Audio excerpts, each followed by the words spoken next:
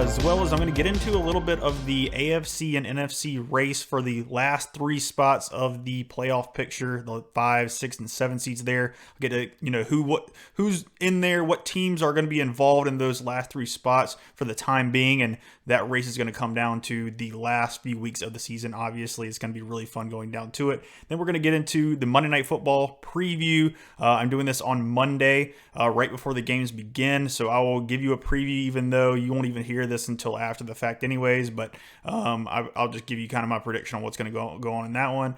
And then also we're going to do the Thursday Night Football preview as well. I will get to that at the very end. Let's go ahead and jump into what happened in Week 13. We will start with the Seahawks playing the Cowboys in Dallas.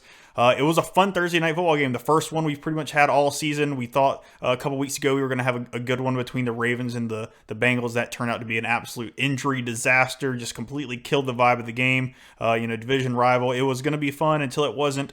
But this one finally came through for us, a Thursday night football game that had some real fireworks between the two teams. Geno Smith and the Seahawks came out hot, man. They were not scared of this moment whatsoever. In Dallas, a big spot. They were wearing their retro uniforms, which is one of the better retro uniforms in all of football right now. The Seahawks throwbacks are incredible. They are beautiful. Along with those Kelly greens for the Eagles, I think those are the top two right now whenever you go with the throwbacks right now. Creamsicles are pretty sweet. The Oilers, obviously are pretty cool, but I think those are the top two right now in my opinion. But let's get back to what happened in the game. Geno Smith came out firing. DK Metcalf came out for like one of the first plays of the game, and it's just like a slant route to the middle, and he just bust the whole coverage open. Had Deron Bland on him all night and was kind of cooking him, which was hilarious. That right there at the end of November when he got his Defensive Player of the Month award, there were still a couple days left in November, and they already had given him the title, and he got absolutely obliterated in coverage in this game against DK Metcalf. But he had a great game, had 3 touchdowns of this one. He was huge. The reason why they pretty much stayed in this game in general, Geno Smith played a pretty solid game throughout, still had some mistakes here and there. The Dallas Cowboys defense, obviously forced some of those mistakes with just the pass rush in general. Just Micah Parsons more or less destroyed some of the plans that the Seahawks had on offense in this game. And Dallas Cowboys played good on offense, man. Dak Prescott and that offense are really clicking on all cylinders right now. They are playing at a high level. CeeDee Lamb still just making a ton of plays, getting open. He had like 1 billion targets in this game. I think it was actually somewhere around 12 targets in this game, maybe even a little bit more. But he caught majority of them, went crazy, had a touchdown in this one as well. Jake Ferguson still playing well right now. Tony Pollard got a little bit more involved in this game than he has in the last few weeks, which is a good sign for the Cowboys offense in general. Then, like I said, the Cowboys defense kind of shut the door on the Seahawks comeback attempt at the end of the game there that they could have potentially won. But Seahawks had a lot of opportunities in this game to win this game. It was very clear that the Seahawks were a better team than the last few weeks of competition that the Cowboys have faced. And I think going forward, the Cowboys, whose schedule gets much tougher going forward, we're going to see them potentially, in my opinion, slip up a couple more times this season and lose some games moving forward. I mean, they obviously have the Eagles this upcoming week on Sunday Night Football. Then they still have the Buffalo Bills, the Miami Dolphins.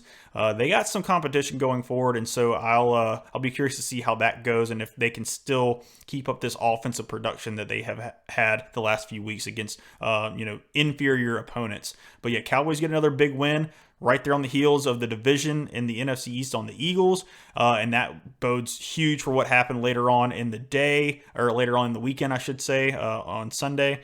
And then obviously they're still in contention for the number 1 seed potentially if the 49ers or the Eagles really trip up completely going down the stretch. So Cowboys get a big win, they move on.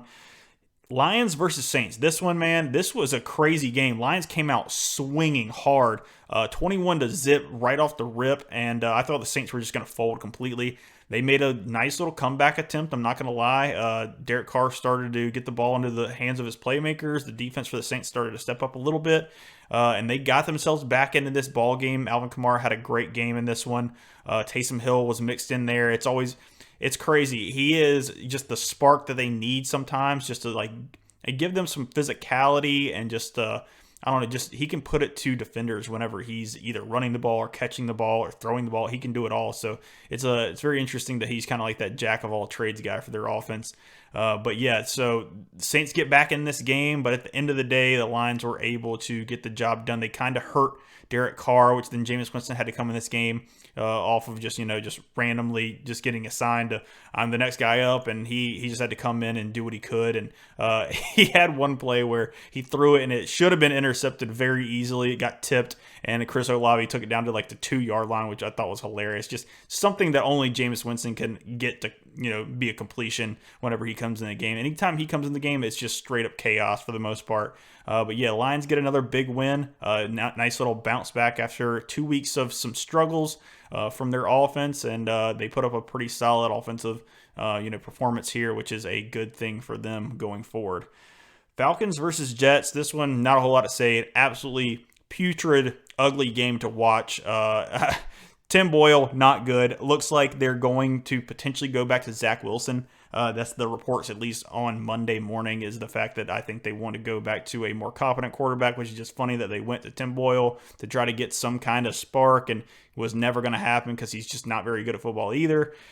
And obviously Zach Wilson just gives them the best chance to even compete in these football games because there's just zero offensive production whenever he's not in there. So just very ugly stuff from the Jets right now. Falcons escape, didn't really put a whole lot of offensive production on the field themselves in this one. Desmond Ridder still seemingly struggling on offense. I mean, he's going up against a great New York Jets defense, but man, they couldn't put together really anything at all. Bijan Robinson couldn't really even get going in this game.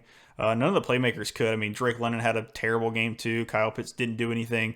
It was just a game you didn't want to watch. Falcons get a big win. They are the top team in the NFC South right now, which is just not a whole lot to say at 6-6, but that's where they're at. That's the life in the NFC South right now, and so they just keep it moving along, and they're probably overall the best team in that division right now. But their obvious biggest weakness right now is their quarterback play, and we'll see how that kind of pans out going forward. Next game, Cardinals versus Steelers. This one was tough. The Cardinals and Steelers had multiple stoppages in this game for a weather delay, 2 different times. So it's almost like they had 3 areas of basically like a halftime. So it was just crazy that nobody could really get in the rhythm in this game. The Cardinals came out and were playing well. We're up big on the Steelers. Steelers tried to make a little bit of a comeback effort in this one, but they couldn't get the job done. James Conner had a good game against his former team, had over 100 yards and a touchdown or 2. I think 2 touchdowns in this one. Really, the running backs for the Steelers, who have had pretty solid outings the last few weeks, could not really get anything going against this Cardinals defense. Kenny Pickett gets hurt in this game, hurts his ankle, and he's going to have ankle surgery, so he will be out at least 3 to 5 weeks is what they're saying. So they're not exactly going to put him on IR just yet, just in case the Steelers do stay in, playoff contention if he heals up faster than they were anticipating and things of that nature. So Mitchell Trubisky is probably going to be the next guy up in the offense, and it's going to be very ugly on Thursday. I'll get to that later. But yeah, Steelers lose. Cardinals just get a random win that they really didn't need to win. Kind of could afford to lose that one just to get better draft position going forward in the 2024 draft, but it is what it is. Colts versus Titans. This was obviously an AFC South division matchup. These games are always tough. They're always close, and the Colts get the job done at the end of the day. It goes to overtime because of a missed extra point in which Ryan Tannehill had to hold the extra point attempt because of the fact that Thomas Morstead, I think is his name. No, Stonehouse. I think that's his name. Yeah. Anyways, the punter for the Titans got hurt on back-to-back blocked punts in this game by the Colts special teams, which is just a crazy phenomenon. The fact that there was 2 back-to-back, punts blocked in this game is just wild in itself. He gets hurt on the second one there, and he cannot go any longer. So Nick Folk, their kicker, had to kick a punt at some point. He had to make a punt at some point, and then like I said, Ryan Tannehill had to be the new holder because obviously the punter is the guy that holds the ball for the extra points and field goal attempts in general. The timing was a little bit awful in that extra point, and Nick Folk misses the extra point left, tied up at 25-25. obviously the Titans go down, they kick a field goal, and then so that makes the Colts have an opportunity to go down and score a touchdown to win the game. And Gardner Minshew leads a overtime victory win for the Colts there. He gets the ball down the field by Alec Pierce, a long pass there, and then he punches it in with a pass to Michael Pittman, which he's having a great season right now as well. Gardner Minshew gets the job done again. Shane Steichen just you can't say anything more about how good of a job this guy has been doing. And clearly, by watching my Philadelphia Eagles, I am still missing Shane Steichen. His play calling, his play designing, game planning, all of it. I think the Eagles missed that tremendously right now. And he is showing why he is so important for their team. He is just the man right now. So Colts get a huge win. I'll get to where they stand in the AFC playoffs along with the Steelers, who did lose in this game. A little bit later, I'll highlight all that stuff. Dolphins versus Commanders, not a whole lot to say here. Dolphins come out right off the rip, and it's like the Commanders didn't watch any film on the Dolphins. They just came in I think we'll just try to guard Tyreek Hill one-on-one and man coverage, and he's not gonna beat us. He's not gonna play us the way he's played every other defense this season. And he runs past everybody and scores 2 touchdowns, and he just has a billion yards on the day. And then from that point on, once they grabbed a huge lead, they just ran the heck out of the ball. Raheem Mostert scores in this one. Devon Achane has 2 touchdowns in this one. So if you were patient, you waited around for Devon Achane to get back into your lineups in fantasy, you were rewarded in this week if you had the nuts basically to go ahead and start him this week. Was he coming off injury in a game? The last time he came back off injury, he hurt his knee once again and left the game early. So that was disappointing for you earlier in the season. But man, it paid off in this one. 2 touchdowns and just had a good day on the ground in general. Dolphins keep rolling. They are now the 1 seed in the AFC, which is just crazy because of some bye weeks and whatnot going on in the AFC as well. But we'll go on to the next one. Texans versus Broncos. This was a great game, back and forth. Texans and Broncos both fighting for one of those last spots in the AFC playoff picture, and the Texans get it done at the end of the day. Unfortunately, in this one, though, Tank Dell does go down for the rest of the season with a broken fibula in his leg. He basically got into the mush of the touchdown run by Dameon Pierce, and unfortunately gets, I guess, his leg probably landed on or something like that. He's like 165 pounds soaking wet. He is a tiny guy, and he got kind of mixed into the pile there and just ended up getting his leg broken, which is very unfortunate for their offense. He's such an explosive athlete and such a big part of their offense. They're going to have to lean a little bit more on Nico Collins, who had a very good game in this game as well. They're going to have to lean on Noah Brown and John Mechie moving forward. It was kind of good to see Dameon Pierce get back more involved in this game as the kind of starting 50-50 role running back for the Houston Texans in this one. They've been using a whole lot of Devin Singletary as of late because he's more of a pass-catching guy. But I think going forward, they might try to implement him back into there as the starting running back for their team. So if you have him in fantasy, you have a little bit more confidence moving forward that you maybe can start him sometime down the playoff stretch if they, the snaps keep going in his favor. But yeah, Texans get a huge win here. Broncos had a chance at the end, and just Russell Wilson, he got a little bit of pressure and he threw a ball up to his tight end and Adam Troutman, and it just got picked off. Derek Stingley had a couple interceptions in this game. Jimmy Ward had that final one to kind of finish the game off. Derek Stingley, man, he is playing out of his mind. Just the young guys for the Texans have showed up so big this season between Tank Dell, obviously CJ Stroud playing out of his mind, still playing good football. And then Will Anderson Jr., who had a sack in this game. And then obviously Derek Stingley, a second-man guy out of LSU, had 2 interceptions in this game. He was a highly drafted prospect as well 2 years ago. And so, yeah, Texans firmly once again in the AFC playoff picture, and they're back in there. I'll get to that later, as I kind of alluded to.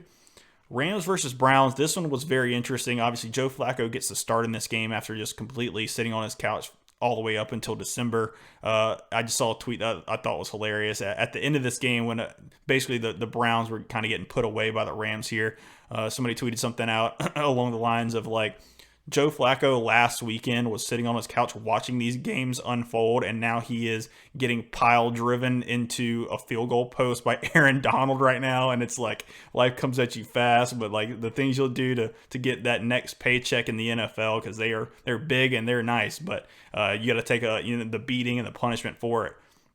But honestly, Joe Flacco, from just coming off the couch essentially, like he did a admirable job. I mean, he can still sling the rock. That's very apparent. He's still got a rocket for an arm, but he's not going to have the chemistry right off the rip with his Browns receivers and just the play calling and the plays in general off of less than 1 week of practice. So I think if he continues to stay in there, and I think he probably should stay in there as the starter moving forward, I think this Browns offense can get a little bit more juice going. But it's going to be bad, on offense for a little bit here with Amari Cooper. Got a concussion in this game, so there's a chance he might miss this next week. Their offensive weapons are getting a little bit banged up in this one. But obviously the Rams get a huge win in this one. The running game really gets going once again for the Rams, and so does Puka Nacua, who has been such a huge player for the Rams all season long. This dude has been unbelievable for a rookie, undrafted rookie at that, who nobody wanted to draft because he ran like a 6'6" 40. That's obviously exaggerating, but like the dude was slow at the combine. This couldn't run. And then in this game, he takes like a slant to the house. I mean, he beats everybody on defense. I mean, he runs past all of the defenders and runs in for a touchdown, which I just thought was so funny, just so ironic considering the circumstances of why he didn't get drafted and things of that nature. He's just been so good for them on offense, and he's the man. You gotta love those type of stories where it's an undrafted rookie that's just putting up historic numbers right now. He's like on pace for like 1,500 yards, and it's unheard of for a rookie wide receiver to come straight in the league and be that effective and that much on the same page with your starting quarterback like Matthew Stafford. But it's a testament to him as well, man. This dude just knows how to get the ball in his playmakers' hands. It doesn't matter who it is to him. I mean, Cooper Kupp was kind of the same deal where he was not a highly drafted guy either, and he just made him into a superstar essentially. So shout out to Matthew Stafford, the Rams getting themselves back into the NFC playoff picture. They are right back in it as well. And I'll get to the NFC side of that as well, the people that will be fighting for the 5, 6, and 7 seed as well. Next game, this one's unfortunate. 49ers versus the Eagles, man. This game, let me just go ahead and get out in front of this right now, and I'm going to go ahead and say this, and I don't want to have to say it again. So let me just put this out there as clearly as possible. The 49ers are the best team in the NFL right now. You have to admit it if you're an Eagles fan. And just on top of that, just for any other fan base they can't do that. They can't just admit whenever they see something with their eyes that is telling them exactly what it should be telling them. Just go ahead and spit it out. I know there's the fandom and things of that nature. I'm one of the biggest Eagles fans you will ever meet. But when it shows you so clearly through watching the football game who is the better team, you just got to admit it. And it's not hard to do. 49ers fans, Cowboys fans, anybody like that is just having a hard time admitting when a team is better than another team, just do it. It is what it is, man. It doesn't mean you're any less of a fan. It doesn't mean you're giving up on your team. It doesn't mean you're not any more of a homer than you used to be, whatever. It just is what it is. If you're an NFL football fan, you can be objective about these types of things. Sometimes we don't. Sometimes we're a little bit too biased because of our fandom and whatnot. But in this case, man, the 49ers came out and just absolutely smoked the Eagles. Punched them in the face, came into their house, jumped around on their couch, and left with a win. Deebo Samuel was talking smack all season long, and then he backed it up, had 2 touchdowns, 2 big ones, was one of the biggest factors in this game. The Eagles couldn't tackle him. I mean, and that's part of his whole thing is just he's a running back and a wide receiver. Let me rephrase that. He's a wide receiver in a running back's body, and so he just catches the ball, and his run after contact, his just all of that stuff. He's just so incredibly hard to tackle. He's super fast. He was running away from the Eagles defenders in this one. It's just the 49ers came to play. Brock Purdy didn't miss a lot of passes in this game, really. The Eagles did come out pretty hot, pretty energized, and had pressure on Purdy very early on in the game, and then the Eagles offense just could not capitalize on offense, and they got to the red zone twice, had to kick 2 field goals, and that was pretty much it. That was the end of it, basically. Like, if the Eagles go down and score 2 touchdowns there and they go up 14-0, this is a completely different ball game, but that's not what happened. So you just got to take what you saw from the game, and maybe you see some glimmers of hope here and there for what the Eagles can potentially do to this 49ers team going forward. Like I said, if they do score the 2 touchdowns instead of the field goals, completely different game. You kind of start forcing the 49ers into a little bit of a one-dimensional game plan where they have to throw the ball a little bit more, but that's just not how the game played out in this one. The 49ers get the big 2 stops in the red zone, and then all they had to do was go down one time and score, and they were up by 1 point. That's what happens when you have to settle for field goals in this league in general. It's just too much parity, too many good players, too many good teams, too many good play callers like Kyle Shanahan that knows how to get your players in bad positions, and that's what's going to happen if you don't capitalize on big moments in these big football games against good teams. So the Eagles, man, it just is what it is right now. Kyle Shanahan's the one guy you do not want to see whenever you're having struggles at the linebacker position, things of that nature. The middle of the field was wide open for Kyle Shanahan and that offense. Brock Purdy was just throwing it in there. The Eagles were having to double Christian McCaffrey, which is just a ridiculous thing to even have to say about, an offensive player like a running back, that you're having to double him in receiving routes and wide receiver type routes rather than some of the wide receivers on the team. And then that just opens up so many other opportunities for Brock Purdy to throw to open people, because if you're bracketing a running back out of the backfield, that just opens up so much more space in the back end to just get ripped apart there. And so the Eagles secondary, they got to figure some things out. They are obviously dealing with some injuries right now. That's not an excuse, to be honest. Obviously the officiating in this game was in question for some people, but I'm not going to go there because I didn't like it when people were going there for the Eagles and just saying that like the officiating was on this side or that side or whatever. That's not. It was 42-19. I mean, I'm not going to blame the refs for anything in this game because it was just a complete rear whooping. Like, the Eagles deserved it. They probably needed a little bit of a wake up call after getting off to multiple slow starts on offense the last few weeks in general. And they deserved a tail whooping at home. They came in your house, like I said, they kicked down the door and they started jumping on your couch. And they came out of there with a giant win.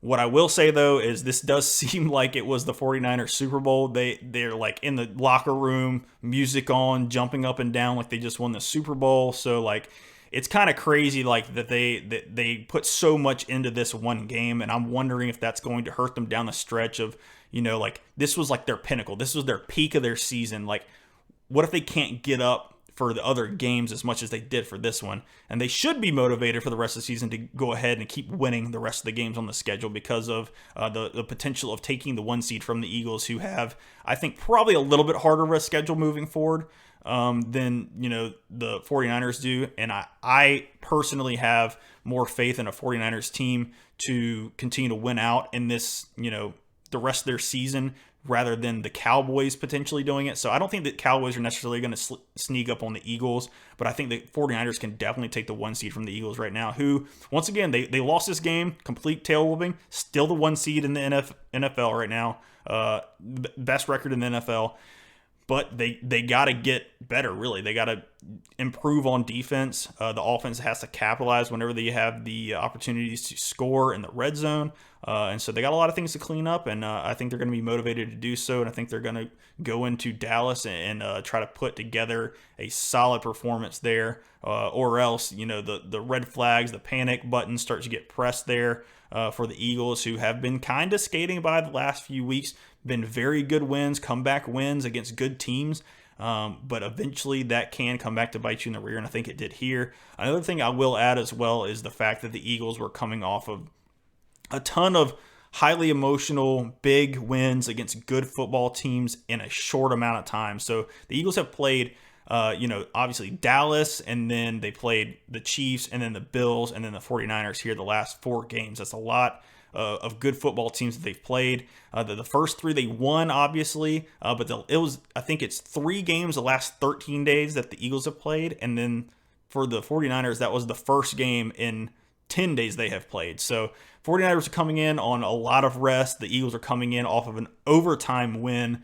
with very little rest going into this game against the 49ers. So I think that was part of it, where the Eagles came out with a lot of energy initially, and then kind of ran out of gas halfway through this game. And I think that was just the fatigue of the schedule, the way the rest has kind of fallen, on the Eagles as of late. But it doesn't get any easier because the Cowboys are now going to be on 10 days rest as well, coming off that Thursday night football game against the Seahawks. The Eagles are obviously going to be having to go on the road in Dallas, so less days of rest for them because they will be, traveling, obviously.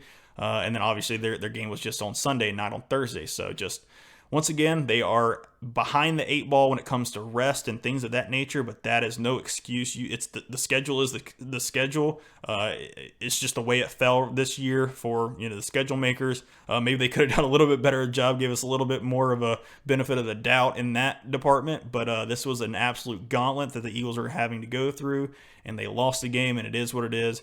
On to next week, on to the Cowboys, as Bill Belichick would say, on to Cincinnati. All right, we're going to the next game here, Chiefs versus Packers. This game was awesome. Honestly, I am pleasantly surprised with the play of Jordan Love right now. He is balling right now. The last few weeks, man, he has really put it together. Dude, he's making some throws where it's like, that looks pretty Aaron Rodgers-esque, man, and it's pretty impressive stuff to watch. They don't really have much of a running game right now with Aaron Jones being hurt. A.J. Dillon kind of stinks, if you ask me, completely. If I'm going to be very honest, I don't think he's very good. I think he's just a very serviceable running back. But yeah, the Packers get a huge win here in Lambeau. Obviously, it was a home game, so they wanted to get that done. It was cold. It looked awesome out there. It was snowing before the game began. And the Chiefs, man, the Chiefs just cannot. Their offense is so hard to watch because it's so herky-jerky. It's like the run game is going well right now. Isaiah Pacheco is one of their best players on offense, along with Travis Kelce. They're still trying to figure out what to do with their wide receiving core, who needs to be in and out of the lineup, who they can trust, who they can't trust. At the end of this game as well, something I want to point out is just a terrible missed defensive pass interference call on the Packers in this one that they just waved it off. It was against MBS at the end of the game. That's a tough no call for the Chiefs, who are struggling as of late. But yeah, just Patrick Mahomes makes one mistake late in this game, and it kind of cost them the game. I mean, obviously they were down pretty much the entire game in this one. So that one mistake wasn't the only reason they lost this game. But with 6 minutes left, he throws a pick to Keyshawn Nixon, and that kind of spelled the end of it for the Chiefs, who at that point were already behind the 8 ball, and then the Packers got the ball and ran off a little bit more clock, and they were just able to kind of salt away the clock in this one, and the Packers get a huge win. Obviously, they are still in contention in the NFC playoff picture. Chiefs obviously are too. The Chiefs are still ahead in the AFC West division, and the Broncos' loss this past weekend against the Texans was a huge one, because if they win that game, the Chiefs lose this game, it gets a lot tighter in the AFC West, which would have been just crazy if there's any kind of inkling that the Chiefs, would maybe be not one of the top 4 seeds in the AFC just after such a good start to the season. I mean, it's not been super pretty all season long, but it's Patrick Mahomes, it's Andy Reid, it's Travis Kelce. You expect them to be just, the top of the leaderboard for the most part, no matter what's going on their football team, especially with how the defense has been playing as of late. They've been playing very good football. So disappointing outing, obviously, for the Chiefs. But the Packers, man, they're showing out at the right time. They're getting hot at the right time, it seems like. And they really want to make the playoffs and just kind of send a statement to the NFC North. But yeah, let's go on to what I'm going to point out here is the AFC and NFC, the teams are right now, they're vying for that 5, 6, and 7 seed. All these teams are tied right now. So in the AFC, tied at 7 and 5 are the Steelers, Colts, Texans, and Browns. Some of these are obviously division rival. I mean, they're all division rivals. So Steelers and Browns are division rivals, and then the Colts and Texans are division rivals, which is just kind of crazy that that's the way it's happened. But I think this is going to be incredibly fun for the end of the AFC.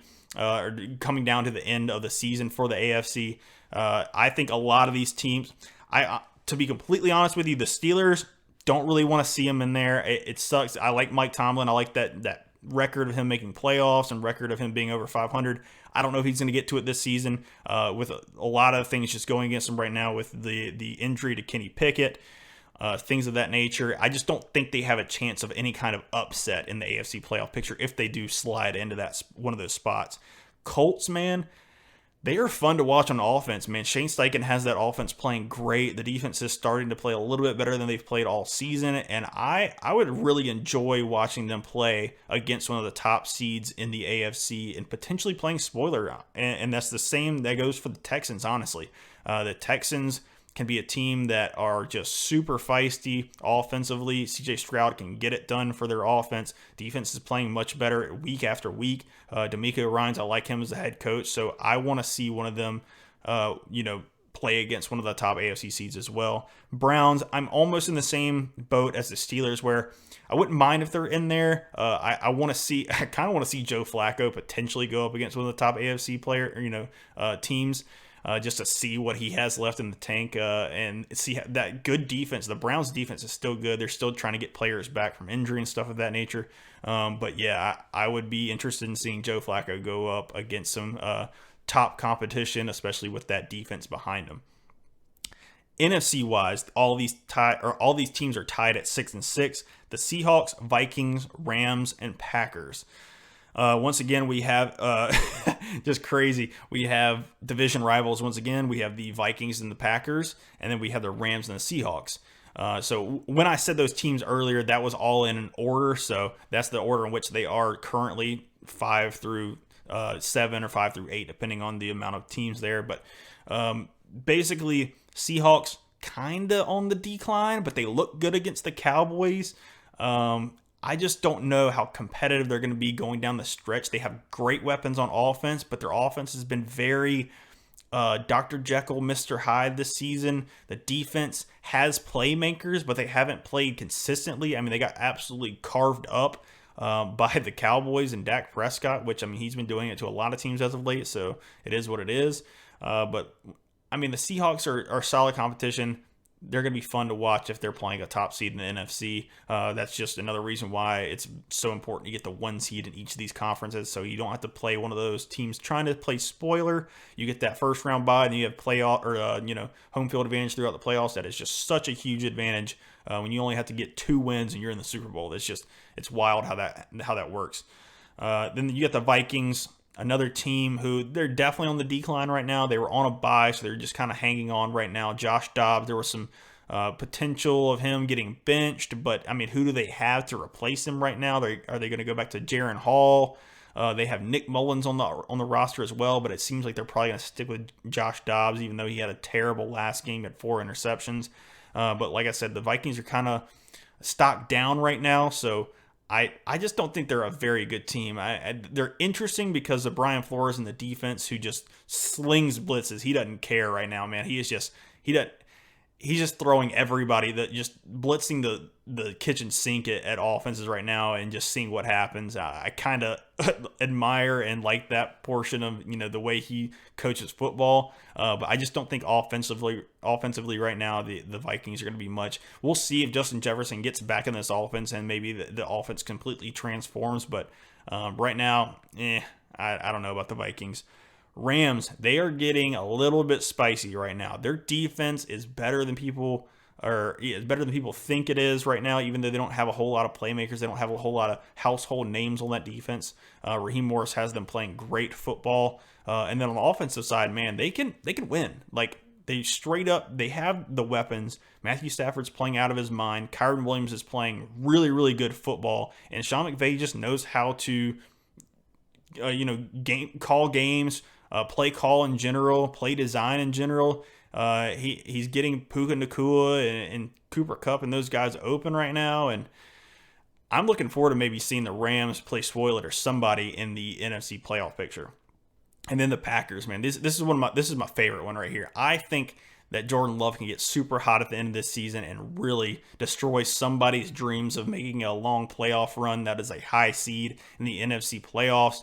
I don't want it to be my Eagles, to be honest with you, obviously, but Jordan Love, the way they got that offense operating right now. Christian Watson did just get hurt, which kind of sucks. I think he was a big part of their offense the last couple weeks. He was getting back in there, super involved after he didn't play the first however many weeks of the season with a hamstring, out with another hamstring in this one. After pretty much at the very end of this game, he went down with one, and that stinks for their offensive weapons. But they seem to have a lot of young guys that are in and out of there right now. Jaden Reed, Romeo Dobbs, Dontavian Wicks.